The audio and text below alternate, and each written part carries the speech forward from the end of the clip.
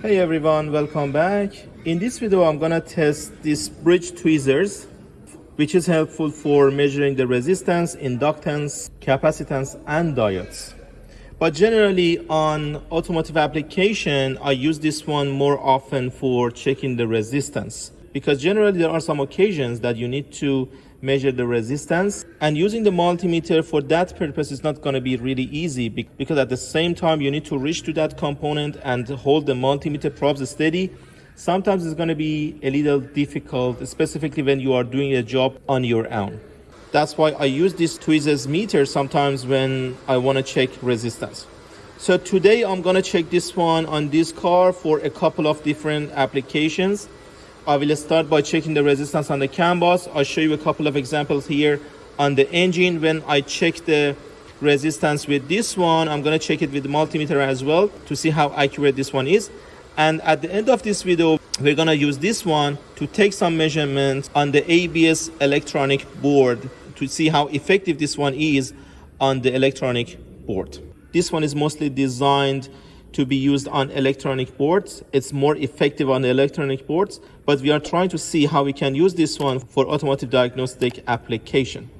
So this is the device itself. It's rechargeable. You can recharge it by this charging cable inside the case.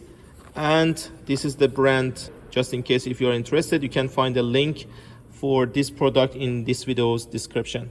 So it's quite handy. The reason that I like it sometimes when I'm doing the diagnostic is because you can reach to any component just with one hand, and this tweezers design is going to be helpful to make it even easier. So when you turn it on, you can actually put it on the auto function, or you can select the function from here.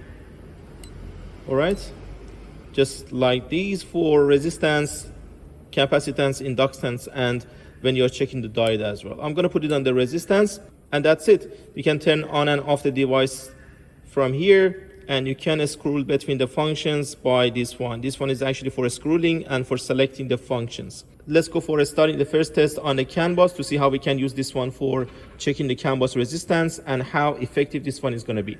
So before starting the video, if you guys haven't subscribed to the channel yet, please make sure to subscribe to get the notification when we upload new videos. Let's see how effective this device is for checking the CAN bus resistance. So of course on the CAN bus, one of the most important steps for checking the network is to check the CAN bus total resistance. We have some videos for the CAN bus. You can find them in this video's description. So generally for the CAN bus, for finding the CAN bus for checking the total resistance, you can find it on the OBD2 connector, pin number 6 and 14 right here. They are for the CAN bus. And right now that the ignition switch is off, I can insert this tweezers meter right now to check the resistance. As you see, this one is reading 59.75, which is completely acceptable because we are looking for something close to 60 ohms. And this one is exactly what we want. This one is measuring exactly what we want, completely acceptable. Let's read the resistance with multimeter as well to see the accuracy of the tweezers meter. So as you see, multimeter is measuring sharp 60, which is of course okay. So this shows that the measurement on the multimeter is same as that tweezers meter. It means we can accept the measurement on the tweezers meter. Let's go for checking another component on the engine. Then we go for checking the performance of the tweezers meters on an electronic board. All right, let's try some other components on the engine. We can start by this ignition coil that I have removed the connector right now. On this ignition coil, we can check the resistance of the primary circuits on the connector. So if I check it with the multimeter first. On multimeter, I put these probes across the ignition coil. And as you see, I'm getting 0.6 ohms on the primary circuits. And if I check it with this tweezers meter right now, so as you see, I'm getting 1.6 ohms, which is not too much different from the multimeter, because generally when you check the primary circuit on the ignition coil, you should expect something close to 1 ohm. Of course, multimeter was more accurate in this case. This one was measuring something close. Multimeter was more accurate in this case because inside this ignition coil, we are checking the resistance on a winding.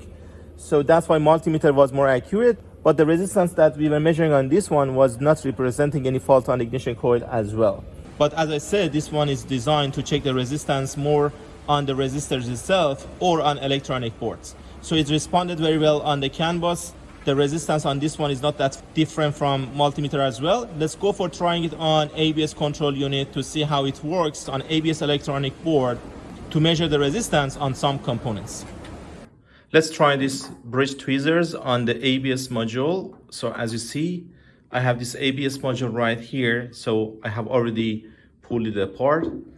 So we can use it for different functions, but something very quick for this video because we're gonna check the accuracy of this one too. So as you see on this ABS valve, I have many different valves which are inside here. So they are mechanical part of the valves, and we have the solenoid part just right here. And of course, for checking the solenoid valves, checking the internal resistance is really important. So for any of these valves, I can check the internal resistance and I can reach to each end of any solenoid valve from here. So for example, as you see right now here, and this one, they are all representing the solenoid valve. They are soldered to the board. So I can reach to the solenoid valves from here and I can check the internal resistance. So if I check it with the multimeter first, so right now multimeter is on, so I can measure the resistance between these two pins, just like this. So on this one I have 8.8, and if I check it right now with this device, I'm getting 8.57, which is close. And another one, if I check this one, 5.7 on the multimeter. And right now with this one, 5.68, which is okay, exactly close to the multimeter. And another one right here, if I check this one too, I'm getting 4 ohms. And if I check exactly this one with the multimeter, I'm gonna get 4 ohms, which is okay as well. So as you see, the accuracy and operation of this one is really good on electronic boards.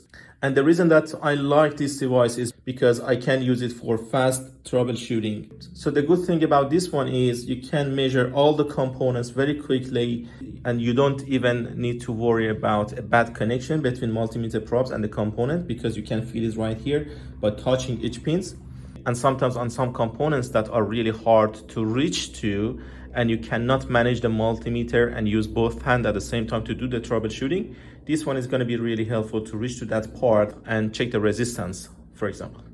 So as I said, you can find the link for this one and of course this multimeter on this video description. I hope you guys enjoyed the video. Please don't forget to subscribe to the channel for more diagnostic videos.